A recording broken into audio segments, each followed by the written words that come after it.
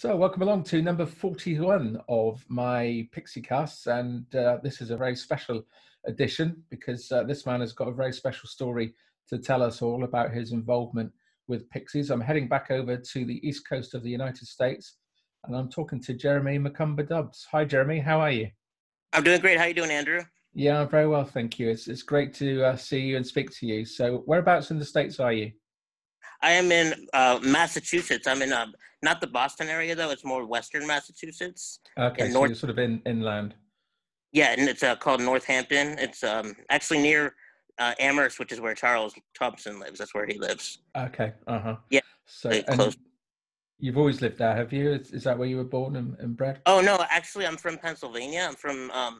I'm from central Pennsylvania, like the Harrisburg area, and I moved up here. I moved up here in 2004. Oh, okay. Yeah. And your life is pretty dedicated to your music. Oh yeah, definitely. I've been in many bands. I'm in one band now, but I've been in there have been times where I've been in 4 bands at once. Oh, but wow. I'm currently just in one band, which is great. Which band is that then? Bunnies. The Bunnies. Okay. Yeah. Mm-hmm. I wasn't sure because I've been looking it up online this afternoon, and I wasn't sure whether it's the Bunnies or the Bunnies, and I couldn't find out what the chronology was. So.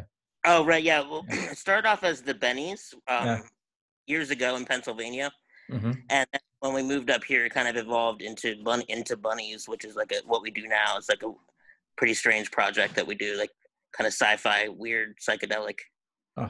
Yeah, I've seen some of your stuff on YouTube this afternoon. So, yeah, awesome. It's very psychedelic, certainly. Yeah. So, so how long have you been involved in bands and that? Then is it pretty much all your adult life? Yeah, pretty much. Actually, my first show was when I was 18 years old. Back in when I was a senior in high school, and I've just been going ever since, pretty much. And what instrument do you specifically play? I started off playing the guitar, and I still play guitar. I play guitar in Bunnies, and I sing. But over the years, I've also actually, I got to go back a little bit further because my first instrument was actually the drums. I took drum lessons when I was in 8th grade. Yeah. And I played percussion in marching band.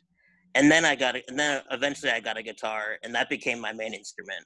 After I kind of gave up the drums for a while after I did, after I got a guitar and started writing. Once I got the guitar, I started writing songs and getting more into rock, being in a rock band and stuff like that. Okay. So I don't know much about the education system in the US. So 8th grade, what age would that have been? I was probably about like 12, 13. Okay. Around 12, 13. Yeah, so same as us then, really. So you start school at about the age of 4 or 5, something like that, yeah? Yeah. And so around 8th grade, I got my first drum set, and I played I played drums for a while, and thought that I would be a drummer. That was like what my first ambition was. Yeah. And then eventually I decided I wanted to write songs and get into singing and stuff. So I got a guitar. But then later on, I picked the drums back up again, which we can get to later. But yeah. So eventually, I do both basically. And the Bunnies, how long have they been together as a band then? Bunnies got together in about 2005. Right. Okay. Yeah.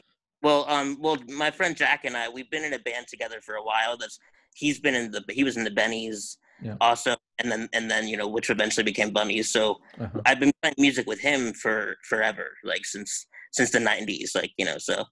Right, and you're all based around the same area then, are you, in Massachusetts? Yep. Jack and I actually moved here together. We're both from Pennsylvania, and then we moved up here together. It's actually the reason we moved up here was to open for the Pixies in 2004. Oh wow! Okay, brilliant. Yeah, and you stayed there ever since. Yeah, we loved it here. It's just a great music community. Everybody around here, there's a lot of musicians around here and artists that really support each other. Yeah. So we just kind of stayed here, and we like it here. Cool, brilliant. Yeah. So let's get on to Pixies then. Where did it all begin for you? Were you a fan before you actually became friends with Charles? Absolutely, yeah. Like I am just as much a fan as you and everybody that listens to this or watches this podcast. Like I've been a fan since probably around 18 years old. Like when I played my first show, I was a Pixies fan back then, and I never would have imagined that I would ever even get to meet him, let alone actually get to know him. Sure. So back then I was like just a huge fan. Yeah. Mm-hmm. So which album were you sort of first introduced to, or first track? Definitely. Well, I had heard Frank Black first. Like I'd heard his solo stuff first. Like on MTV. Like I think I saw the video for Los Angeles on MTV. That was my first. And I wasn't a Pixies fan. Like I was too young. I think when they were before they broke up originally. Okay. You know. Yeah. I didn't really know much about them until after they broke up. Yeah. Yeah, So I was looking on your Facebook. I think you're about 10 years younger than me, because I'm 52. So okay, yeah, I'm 42. Yeah. Yeah. So there you go. Yeah. So I got into them when I was around about 20, sort of 88, 89. Awesome. So obviously you were still a young lad then. So yeah. Yeah. So for me, I got into them in like the late 90s, I think, or like mid 90s. Uh-huh. And so I first heard Frank Black, but it didn't really click with me. You know, I liked it, but it, you know, I wasn't like a fan yet. And then it was when my friend showed me Bossanova. When I first listened to Bossanova, and especially the track "The Happening," that's when it clicked. It just like clicked. I was like, okay, this is my favorite band now. Yeah. And they became my favorite band like instantly after that. Yeah. So well, I mean, it's a great track, isn't it? The Happening. So oh yeah, it's amazing. Yeah, it often comes up in conversation in these podcasts that I've been doing. So yeah, a few people have chosen it as their favorite track, and that. So yeah, it's certainly a great track and very influential. Oh, yeah. And especially it was the lyrics that the lyrics at the end of the song, like you know, I was driving doing nothing on the shore. When I first heard that, I was like, it just blew my mind. So then you had the back catalogue to go back and catch up with as well. So that must have been exciting for you. Oh, it was so exciting. Yeah. That was back in the days of like Columbia House and BMG. I don't know if you remember that.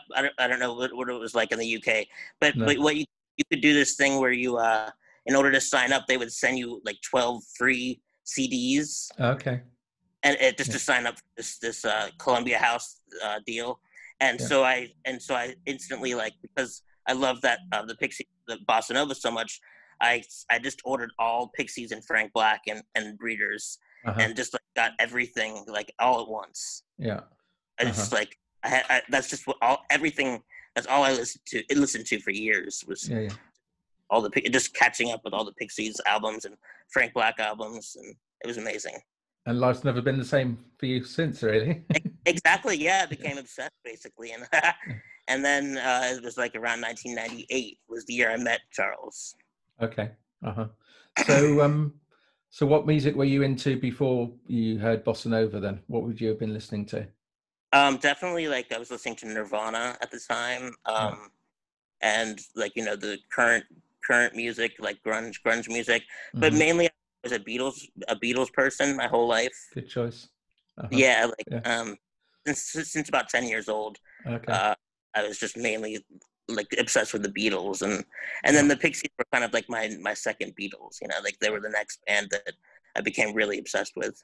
So I was looking at where you live. I believe that Kim Gordon and Thurston Moore are from that area as well, aren't they? So Sonic Youth, were they a big influence for you as well? Yeah, I love Sonic Youth. I wouldn't say they were like a huge influence in the early days of when I was a kid. But I love them now, and I'm a huge fan. Yeah. Yeah. Are they friends of yours? Have you met them at all? I've met them a couple times. I've been to a few Thurston Moore shows, and he's actually been to a couple of my shows, but I've never really gotten to know him that well. Okay. Yeah, not as well as I've known Charles, you know. And sure. And there are a few other people around here. Jay Mascis from Dinosaur Jr. Yeah. But actually, I don't really know him either. Okay. I've met him. Okay. So it's a pretty good area to be for a musician then. Oh yeah, definitely. There's a lot of stuff. I mean, maybe not as much these days with during the COVID days and not many stuff, but yeah, generally there's a lot of music going on around here. Excellent. Yeah. So so at what stage did you first meet Charles then and become friends with him? So I met Charles when he had recorded the album already of the first Frank Black and the Catholics album. Okay. But he hadn't found a record label to put it out yet, so it was like we knew that, like, fans knew that it existed, but fans hadn't heard. We only had heard live versions of the songs. You know what I mean? Mm-hmm. So I met him in Philadelphia at the Trocadero. He was playing a show. The Frank Black and the Catholics were playing. Yeah. And that's the night I met him. Yeah. And then I met him 2 nights later, actually. That's kind of like how we connected, because I met him that night, and then I went to another show 2 nights later, and he remembered me, like he remembered meeting. And so that's kind of like where our like little connection, started. Was in Lancaster, Pennsylvania. Sure. Okay. Because obviously you're in a wheelchair, aren't you? So, yep. So I guess you're relatively a bit like me. I'm disabled as well, although not in a wheelchair. But I guess once people have seen us and that, then we're sort of once seen, never forgotten kind of thing. Exactly. Yeah. Like he recognized me instantly.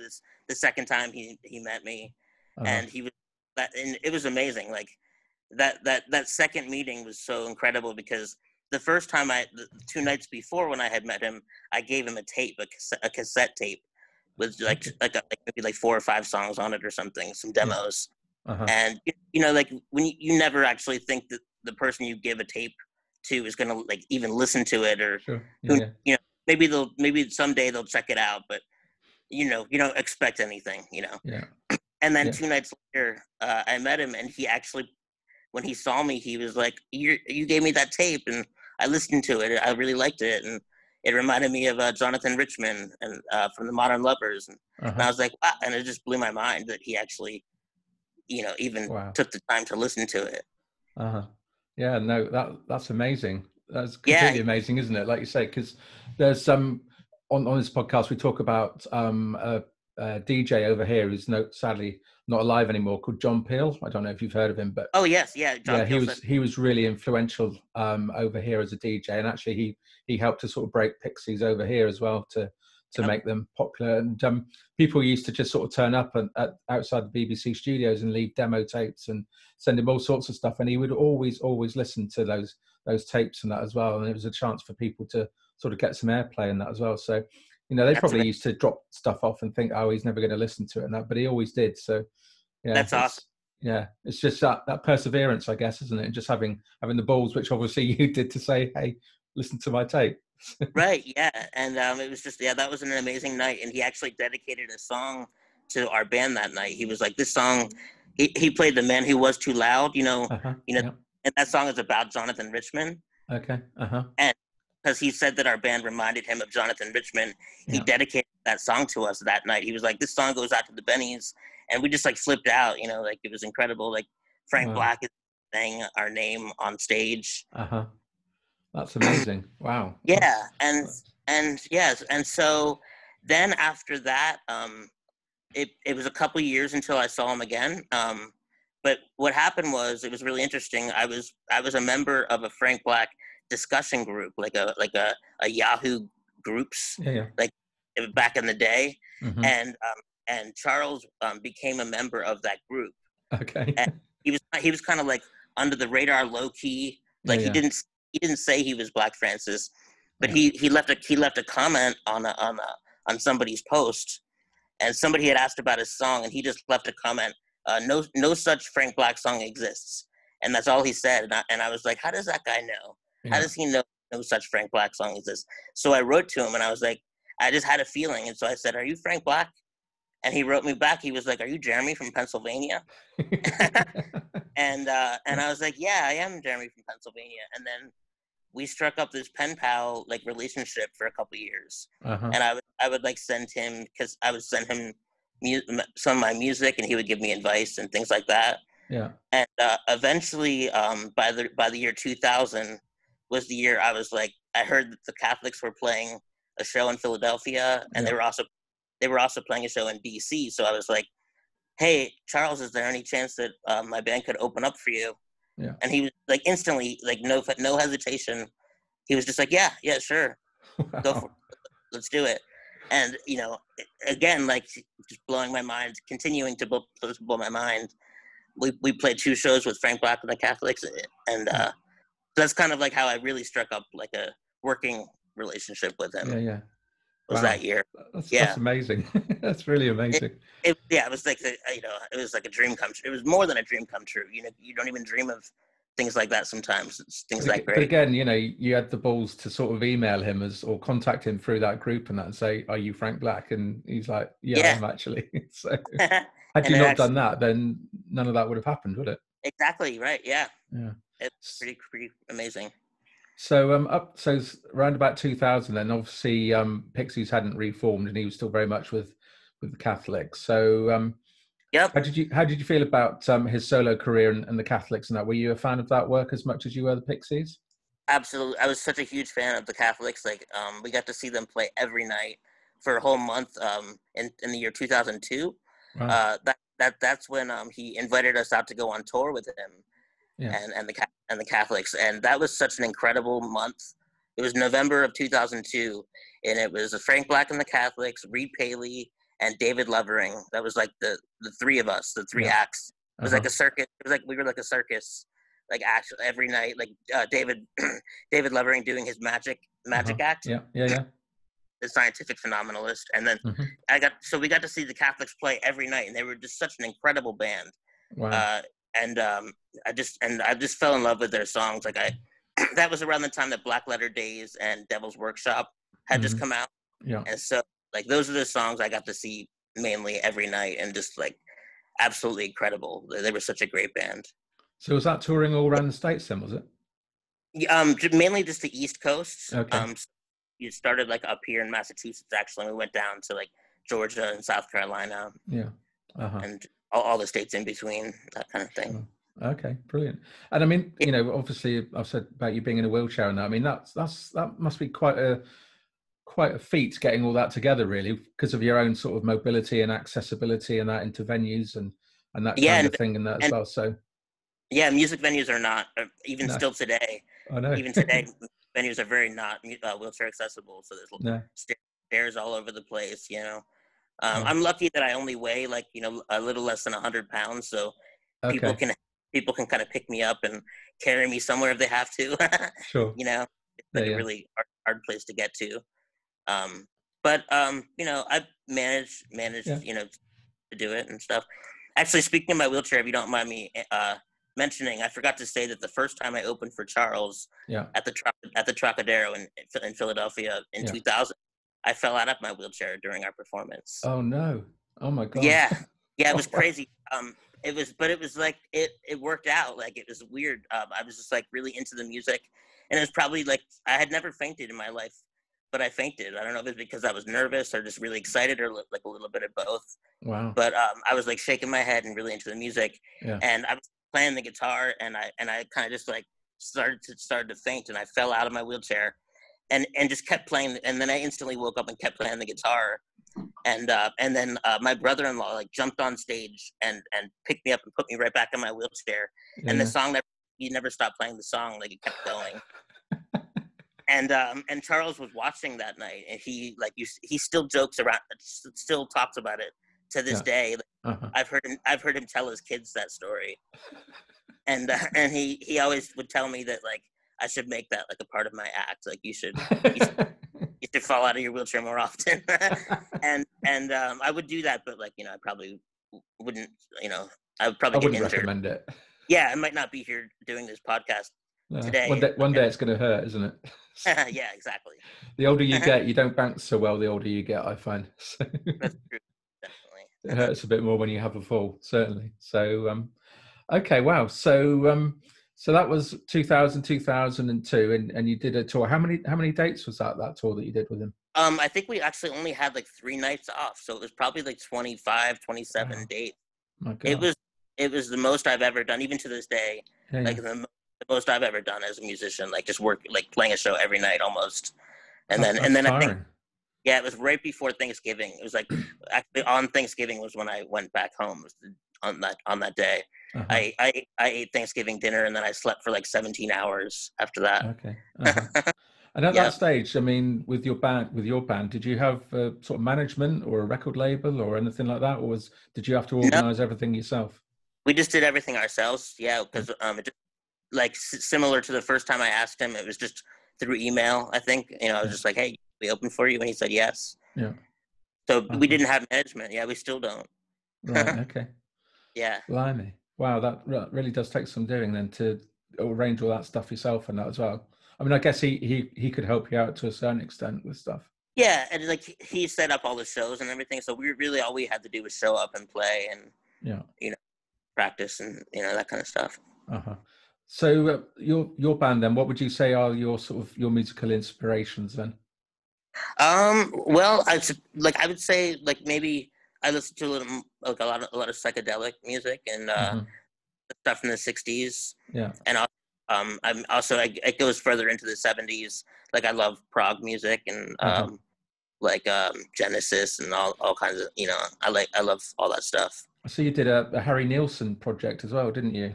That's right. Yeah. Yeah. That was I forget what year that was. Maybe 2011 or something. Yeah. I did an album of mainly Harry Nilsson covers. Yeah. And that was also, I don't know if you are aware, but that was very Charles he put that out on his record label. I don't know if you knew that. The Bureau Records.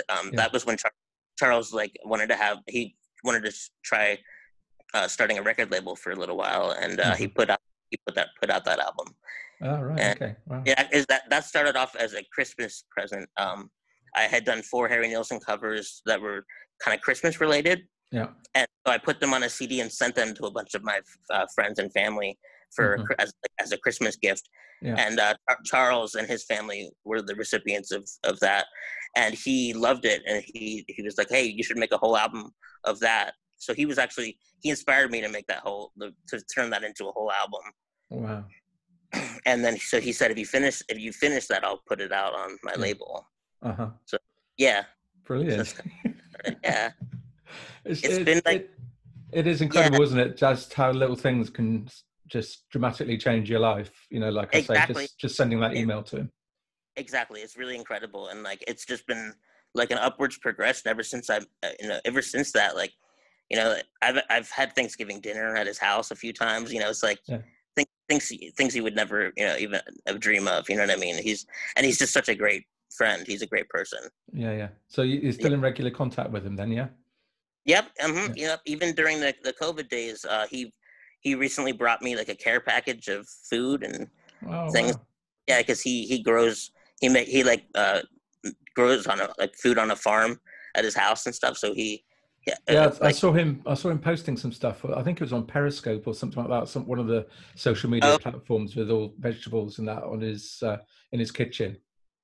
Yeah. He does a lot of that these days, and he paints a lot. And is he recording? Do you know? I don't know what he's doing at the moment. Musically, I'm not sure. I know the Pixies. I'm sure you're aware the Pixies had that new single out recently. Yeah. But I'm not aware of them recording anything recently. But okay. Yeah. You'd keep it secret anyway, wouldn't you? Oh, probably.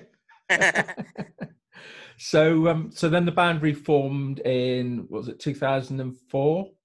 Yep. So just a couple of years after you'd been touring with the Catholics.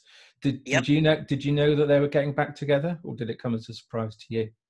I think I probably found out the way everybody else found out, just like on the news. Or how I forget how people found out, but I just found out with everybody else. Yeah. And then, but I was instantly, because I was, kind of at the time I was very driven to keep any chance I could try to work with Charles. I did. Of course. I made a point to try, because I was just, I just figured, it's not going to hurt if he says no. It's not a big deal. He's just going to say, "Hey, sorry, man. It's out of my hands." Yeah. So I was like, "Hey, Charles, I heard the Pixies are getting back together. Maybe we could open." And it was his same reaction that he had before. He was just like, "Yeah, sure." Wow. It was just a very generous person, and he's very a genuine friend. Basically, friendship is very real to him, and he's a great friend. And instantly, he was just like, "Yeah, sure." So we did 7 shows with the Pixies, and actually each show was a bit of a struggle because he was basically like, you'll have to talk to our manager if you want to play these shows. He did say sure, but he also was like, there's a chance that our manager might not be cool with it. So with each show I had to talk to Richard Jones. Right, I'm not sure if he's still their manager. Maybe he is. I don't know. Yeah, so I had to talk to him for each show that we played and be like, "Hey, can we please open for this show?" Yeah. And so I managed to get us on.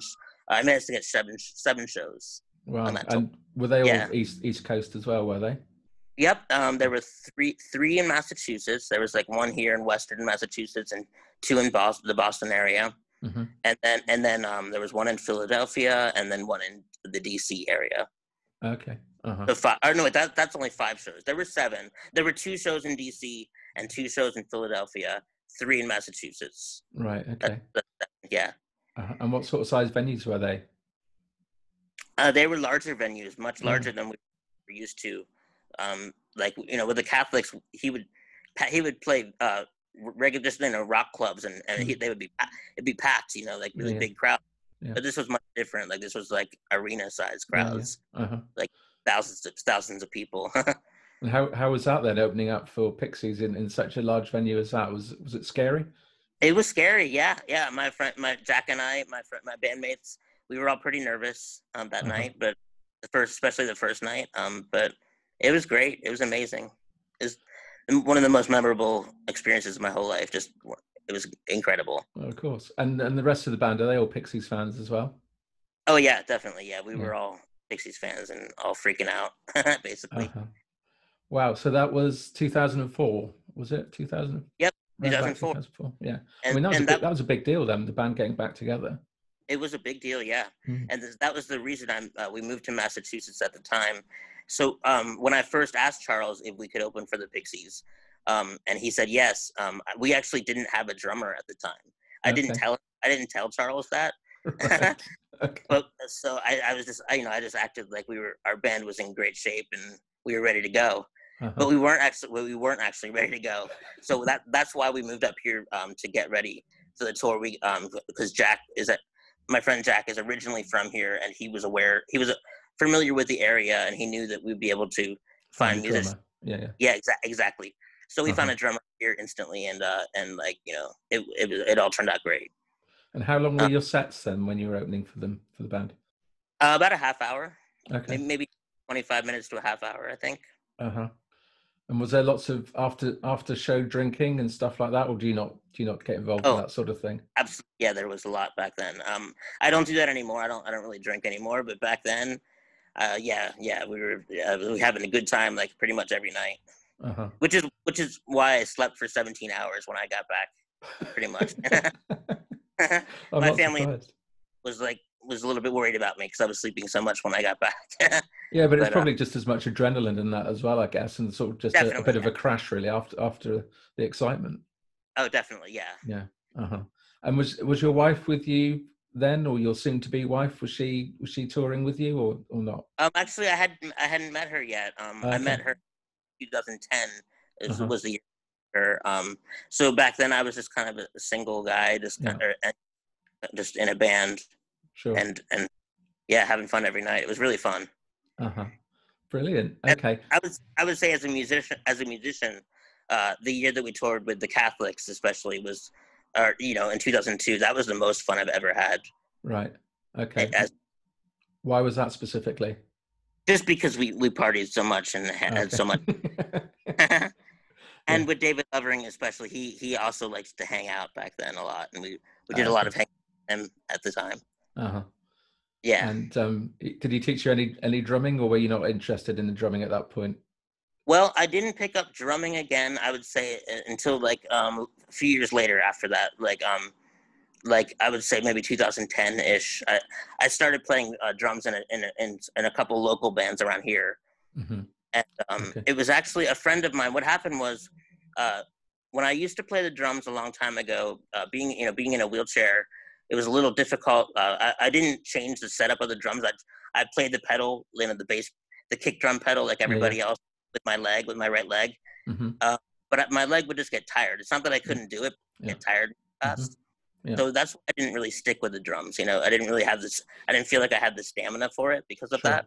Then it was years later. A friend of mine suggested. He was like, "What if you just flip over the kick drum, like flip it over on its side and hit it with a drumstick, and just use your hand?" And so once he suggested that, and I tried that out, then I really started to consider myself a drummer, and I was like, "Oh, I could play drums in bands if I wanted to." Okay, because I actually had drumming lessons as a kid, up around about the age of 10, something like that. But and again, I couldn't do it fully because of my disability and that as well. So I couldn't use the sort of kick drum particularly well, and I think that's probably part of the reason why I didn't sort of continue with it. But I certainly enjoyed it for a while. But yeah, I should have persevered, I guess now. But there we are. I didn't. Nice. Yeah. Well, you know what? I just realized I got my timeline confused a little bit. You were asking me about drinking and partying. That was more during the Catholics days when I was doing that. During the Pixies tour that we're talking about, that was pretty much like a clean tour. You know, like the Pixies weren't really partying, or you know, they weren't like having, you know, they weren't drinking backstage or anything like that. You know, and that was pretty much just like mainly focused on the music and everything. Yeah, so it's a bit more professional. Yeah, exactly. Yeah, well, because the older you get, the worse the hangovers get, don't they? Right. Well, exactly. Well, the thing is, I actually had a broken leg when I went on tour.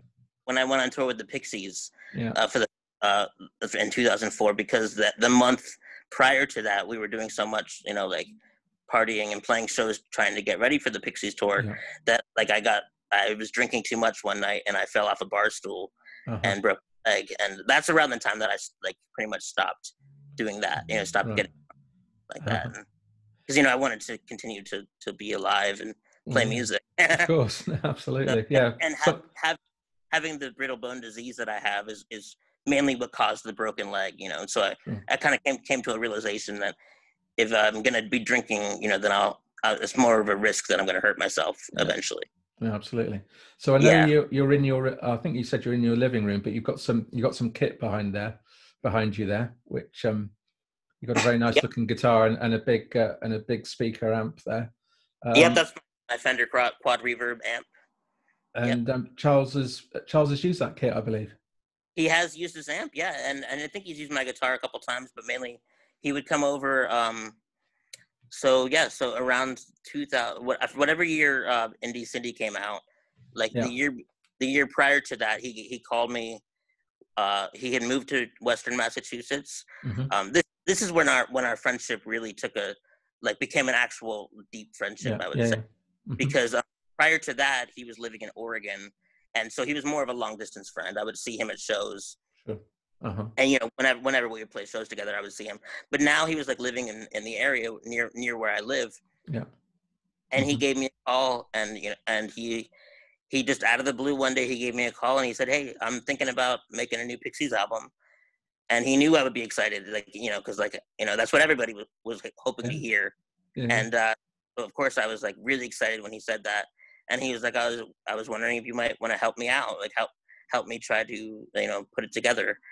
And the main reason he asked me was because I had an apartment that he could come over to and kind of just like be by himself and not surrounded by his 5 kids and chaotic house.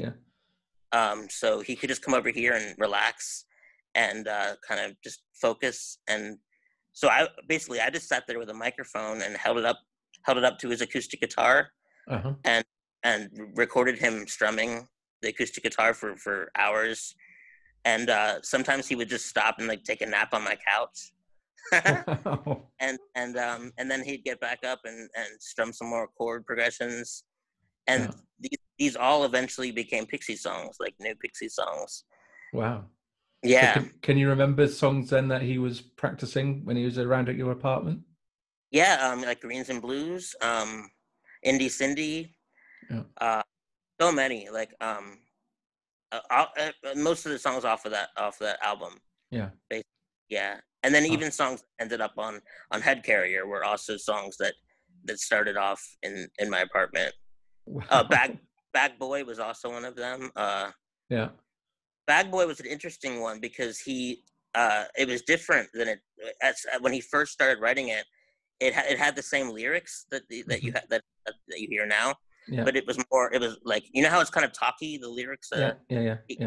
It started off much more melodic, where he was like singing all of those lyrics. Okay. And he was recording like a demo for that, and he was kind of practicing it in my apartment. And then my wife, and she kind of like came into the room, and she realized that she was supposed to be at work, and it was kind of a chaotic moment because she was like was supposed to be there a while ago, and we were like, "Oh no, you're supposed to be at work. What should we do?" We were kind of like, you know, it was a tense moment, And we were talking about it, and we like went into the bedroom and talked about it for a second. And when I came back out, Charles had completely rewritten the song, and it was the Bagboy that you hear now. It was like with the talky lyrics. Whatever happened in that moment when I was like freaking out about my wife being late for work. He rewrote the whole song, and and it became what it is now. Yeah. So it was very interesting. Yeah. Yeah. And when did you discover that you could do a pretty good impression of Kim then? That was that happened in the studio. Like so these were the first demos were in my apartment, but then there was a next evolution of demos where he wanted to add drums. He wanted to add more things to the songs to help figure out arrangements and things like that. So that's what he booked some studio time, and we got into a real studio and started making more like studio quality demos, basically. And was that just you two then, or was Joey and David involved at that stage? It was just the two of us at the time, and actually Kim was still in the band. Mm-hmm. Kim Deal was still in the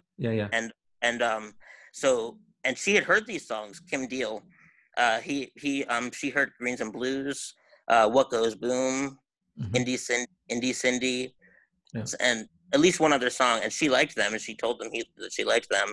Mm-hmm. At the time, we thought that the demos that we were making. Oh, Andra Queen was the other. Yeah. Yep. So we thought that we were making demos for the Pixies to play with Kim Deal to be playing and her to be singing these parts.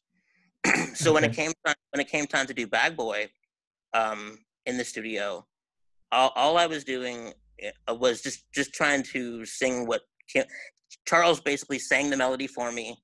He told me exactly how. I didn't make it. I didn't write. He wrote it completely. He came up with the melody, and he was like, "This is how it goes." And so I was like, "Bagboy." I was just imitating Charles. Yeah. And then he was like, just try to sound like, he didn't really say try to sound like him. It just kind of happened that way, because I was imagining her singing it. You know what I mean? Because she was the one that was supposed to, eventually sing it. So I was just kind of imagining what she would sound like. Uh-huh. And then it was that vocal, like that demo vocal that they eventually used on the album.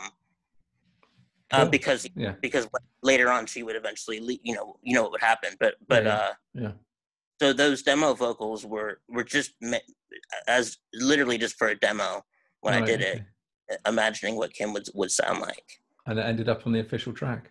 Yeah. Yeah. Gil Norton called me one day and told me he asked me if they could use that, and I was like, of course, as if you'd say no. Right, as if anybody would say no to that. And that was another one of the most mind-blowing moments was that getting that call from Gil Norton that they were working on the album and they wanted to use my vocals. And then so they used the demo vocals for Bagboy. Yeah. And then they asked me to do a few more songs, and so they were in Wales doing that, and I was here in Massachusetts. Yeah. And so I would record my vocal parts here at a studio in Massachusetts and then send them back to them to Wales. Okay. So which tracks were they then? So that was let's see, Jaime Bravo. Do you know that? Yeah. The last Indie Cindy. That one actually, the vocals are kind of quiet in the mix, but there's a lot of layers of vocals, backing vocals, and all kinds of stuff, and harmony, all kinds of stuff that we did for that. And it's on the album, but it's just kind of mixed very quietly. Okay. And then so I also sing on Greens and Blues, a couple harmony parts on that song. Okay. Another Toe in the Ocean. Yeah. I sing a little bit backing vocals on that. Yeah. What Goes Boom. That might be it, I think. Okay. And of course Bagboy that's like the main one where you can actually hear me singing by myself, like solo. Yeah. And the other songs I'm singing, but it's kind of further down in the mix. Sure. Yeah, I get that. Okay, so they were in Wales and you were in a studio in Massachusetts near home, and sending these files backwards and forwards, and that as well. Yep. I mean, again, that must have just been such a surreal sort of thing. It was so surreal. I couldn't even believe it. And then the engineer that I was working with, he also couldn't believe it. He was just a friend of mine. Like had a little studio. and both of us were just freaking out. Like, I can't believe we're recording Pixies backing vocals right now. What the hell is going on? Like, is this a dream? Or like, are we dreaming right now? Like, it was amazing. Yeah. Brilliant. Great. It's just incredible. Absolutely incredible. Yeah. So how long did that process go on for then? Because I mean, they would have been in Wales for quite a while recording. So. Yeah, so I think they were pretty much done with the music on those tracks when it was happening. So that lasted for about a week. I think maybe I was doing that for about a week, and then I think they were pretty much done with the album already. I was just adding the extra, backing vocals. Sure. So were you? I mean, I've no idea how a record gets put together or how long it takes or anything like that. So for that week, were you constantly in the studio all the time, or? Yeah, I was there a lot, and I was like talking to Gil Norton a lot, and he would tell me what. And Charles would sometimes send me demos of the backing vocals. Like he would come up with backing vocal parts and send them to me, and I would like have to copy what he did. Yeah, basically. Yeah. Uh-huh. And then there were other times when they were like, just come up with whatever, like a harmony there. And so there were some times where I had to just like, okay, we're going to try to make up our own harmony here for a Pixie song. Which it felt, it was, I guess it was a lot of pressure, but it also they didn't put a lot of pressure on me. So it felt comfortable. I felt comfortable. They were just kind of like, do whatever you want, whatever you think. So that's that singing part that you did for Bagboy and the other tracks. And that is that your normal sort of singing voice anyway, or close to it? I would say I sing in a few different styles. I don't normally sing that high. That was kind of my falsetto voice. Yeah. That takes some doing to keep that going. Right. Yeah. In Bunnies, I kind of do that a lot because we're kind of we try to push the envelope a little bit and be as strange as possible. Uh-huh. So we do end up, singing in a higher voice sometimes, but I try to keep it, a good mix of, different sounds. Sure. Okay. And have you worked on any other of their tracks or for any other bands and that we would know of? No, not really. I think that's pretty much the biggest collaboration I've done was with the Pixies. So you weren't involved in Head Carrier or Beneath the Eerie? I definitely was not involved directly with Head Carrier, but there's multiple songs on it. I have to think about which ones they are. Okay.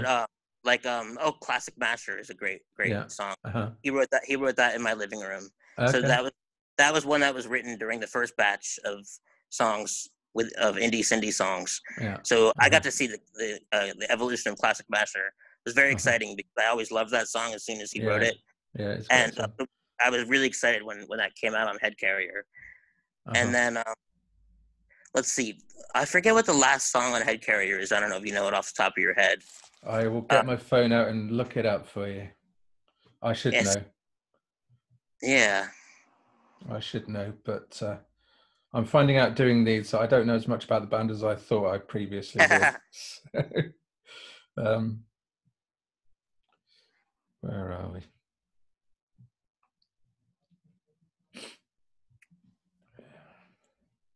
So this song, I forget the name of it, but it started off as a different song, and I got to see the evolution of that through the studio recording process. Mm-hmm.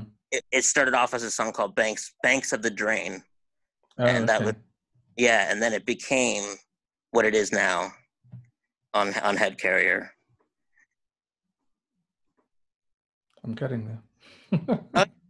I can't type. That's the trouble. I've got fat thumbs.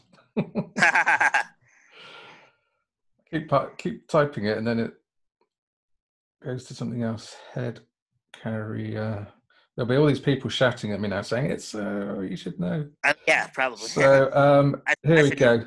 So track listing: Head Carrier, Classic Masher, Biles Back, Might As Well Be Gone, Una, Talent, Tenement Song, Bel Esprit, All I Think About Now, Chagalaga, Plaster of Paris, and All the Saints. Of course, All the Saints. All the Saints. Yep. So All the Saints was a song that I got to see the evolution of because it wasn't called that originally. It was called Banks of the Drain. And it was it was great to see that turn into what it did. It was a great song. Uh-huh. And then also I was listening to the track listing there. So Una was another one that he did demos for in my apartment, and then in the studio we also made a demo for Una. And And there was another one, Chagalaga. Yeah. Was another. Yeah, he recorded the riff for that in my apartment, Wow. which is just a great riff, you know. Yeah, and yeah. that's another great song I love.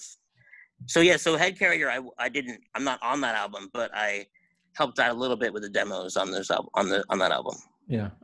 Cool. And so, sorry, I keep cutting you off. Carry on. There was he was working on a Frank Black solo, on a Black Francis solo album at the time that Head Carrier was being made, and so there was a song called Super Lekker. I don't know if you ever heard of that one. No. There was just a few songs that he was making at the time. There's one called "Oh Little Cloud." Right. That's a great one. So, so those were songs that I had worked on with. There were a few others too that I worked on with him that didn't become Pixie songs yet, but there might even be some that he will still become Pixie songs. Yeah. I guess is what I'm trying to.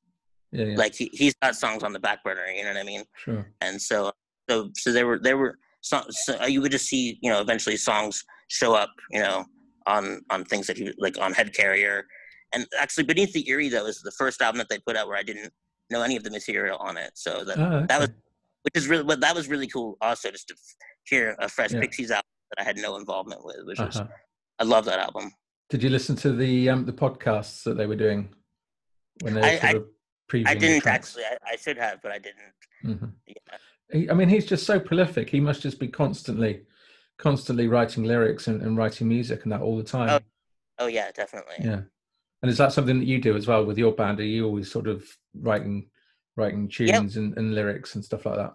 Yeah, we write we write together. My band writes together, so we don't have like one singular songwriter in our band. But that's also a great experience to work in a group and write together in a group. Yeah. So, but I've also done, you know, throughout the years, I've done my own songwriting as well. But sure. Right now, currently, I'm just, you know, working in Bunnies. Yeah. So he didn't come over and write any of Beneath the Eerie, but he did with Head Carrier, though. So. Yep. Mm-hmm. And so when was the last time that you saw him and worked together? Then, even if he just came over to your place to hang out and write some tunes. To write some tunes, that's been a while. It's been since the song Head Carrier. Like he hasn't come back to write songs in my apartment. Mm-hmm. But he's talked about it, and he references. He hints that it's a possibility that he'll do it. He'll do that eventually. You know, it's kind of something. You know, well, you know, anytime he's welcome here anytime, and he knows that. So the door's always open. Yeah. Exactly. Yeah. So it's just such an incredible story. So if I had to ask you then, out of all the Pixies music, which one track would you choose as being your favorite Pixies track? Well, I guess I would have to say The Happening. Like, and I don't mean to give a predictable answer, but that's the one that really clicked with me in the beginning, and I still love it to this day. I just think it's an amazing song. Bossanova, is that your favorite Pixies album, would you say? Yeah, Bossanova is definitely my favorite. And Trompe Le Monde. I mean, of course, I love them all, but I also love Bossanova and Trompe Le Monde are my favorites, for sure. And what about from his solo career, then? Would you have a favorite track and a favorite album from his solo career? Does that include Catholics or no? I separate it out. Make it hard. We'll make it hard or easy for you. I don't know.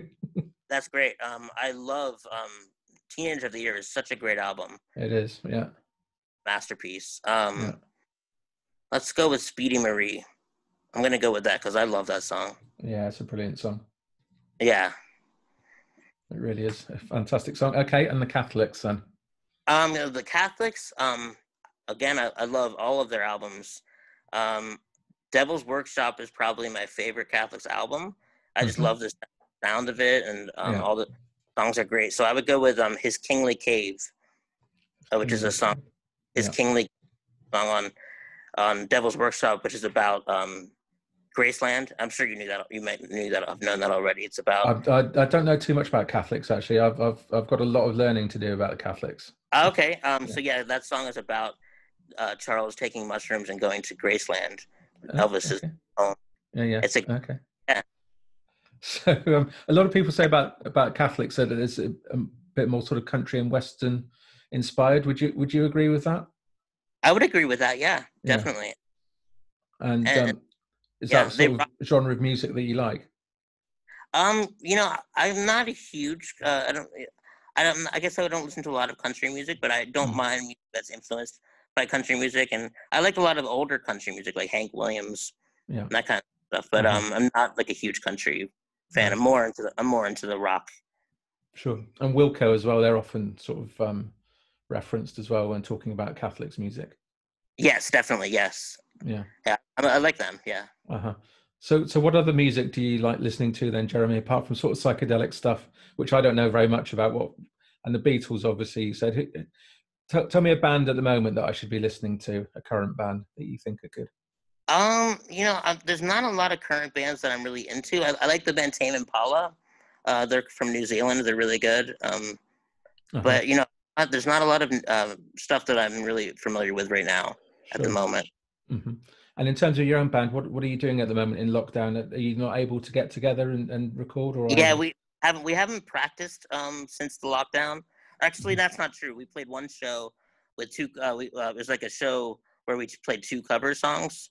Like there's an event around here where they recreate events, and they for this particular one they recreated Live Aid from 1985. Okay. And so we did Brian Ferry. He performed at Live Aid, and so we did two songs for Brian Ferry, and that's for one of our influences, definitely Roxy Music and Brian Ferry. That's one I didn't mention before. I was brought up on Roxy Music, so my parents are huge Roxy Music fans. So yeah. Oh yeah, I love them. A good choice, certainly. So, and your wife, is she a Pixies fan as well? Yep, she's a big fan too. Yep. Yeah. Yeah. Excellent. I suppose she'd have to be, really, wouldn't she? So with the main man coming around to the house and that from time to time. Right. Yeah. Yeah. Okay. So in terms of bunnies, then, what's the future for your band? Do you think? Are you just going to carry on and doing what you're doing? We have been working on a new album. We haven't gotten a chance to practice too much, but we have been writing lyrics together and kind of coming up with the concept and the songs for our next album. Sure. And what do you think about the new Pixies single then, and Paz on lead vocals? I love it. Hear Me Out. That's a good song. And you think you could step in for her if she leaves the band and do some backing vocals? I would love to sometime if they ever need it. But yeah, I love Paz being in the band. She's just such a perfect. She's just a perfect match for all. Like the band, they're so happy right now. They're happy as a band. Yeah. It's great to see because they, there was times, a time where they were kind of unsure, about their band, and now they're just in a great place, which makes me very happy to see. So I don't think I'll ever have to sing for Paz, because I don't think she's going anywhere. Hopefully not. Yeah. And I no disrespect to you. But oh, no, of course. and you think they're going to go on for a few more years? Because I mean, it's. I mean, they're a hard-working band, aren't they? They don't they're just so hard-working. And Charles is so prolific. He never stops. So I imagine they'll be putting out something new again. Not too long. When they can back out on tour again. Oh yeah, I can't wait for that. I love to see them every chance I get. That's one of the benefits of having worked with Charles and knowing him, is that I get to see the Pixies whenever whenever I do, which is great. That's like one of the best benefits of working with him. Absolutely. It's such a great band. How many times do you reckon you have seen them play then? Oh, wow. I can't even, I have no idea. There's so many times. Yeah, especially if you count all the times I've seen Frank Black and the Catholics, and then all of Charles's solo shows. Yeah. I don't even know if I've mentioned that I've drummed for Charles at a few shows. No, you didn't mention that. So tell us about that then. Yeah, so from the demo making process, I played drums on some of those demos. Yeah. For Indie Cindy, for the songs that are on that album. So he got familiar with my drum playing during that time, and so during that time he booked a few shows, some like Black Francis solo shows, and we played a few shows together with me playing the drums and him playing the guitar. Wow, and that was amazing. Yeah. Very amazing. What's the craziest thing about that is we didn't practice for them, and I would even suggest that maybe we practice, and he would be like, "No, it's okay. Don't worry about it. It just yeah." And the reason was because he would do different versions of the songs. Like they wouldn't be exactly what you hear on the albums. Yeah. He would kind of like he would be like, "Okay, play this beat, Jeremy," and like do da do do da. So I just start playing a beat, and then he would he would play a version of one of his 666 or whatever, one of his songs, and it would be a totally different version. And he just would want me to. He just would ask me to play a beat, and then he would kind of improvise and that was kind of like what those shows were like. Wow. And so he said, you're the bus driver, so just don't crash the bus. That was his advice. And as far as that, he didn't want me to practice. He just didn't want me to crash the bus. That was it. Wow. So he works you hard then when you collaborate. Exactly. He really does. Yeah. Yeah. That's amazing. Yeah. So many amazing stories. Yeah. Thank you so much for sharing them with us as well. It's some brilliant. It's been fun to tell stories, definitely. So I've got that one. I've got one last question. Okay. Which I've been asking everyone who's come on. And you're in a dream, and suddenly you find yourself naked on stage. And I know you don't mind being naked, because I've seen some of those photos that you did around disability and nudity. So I know you don't mind.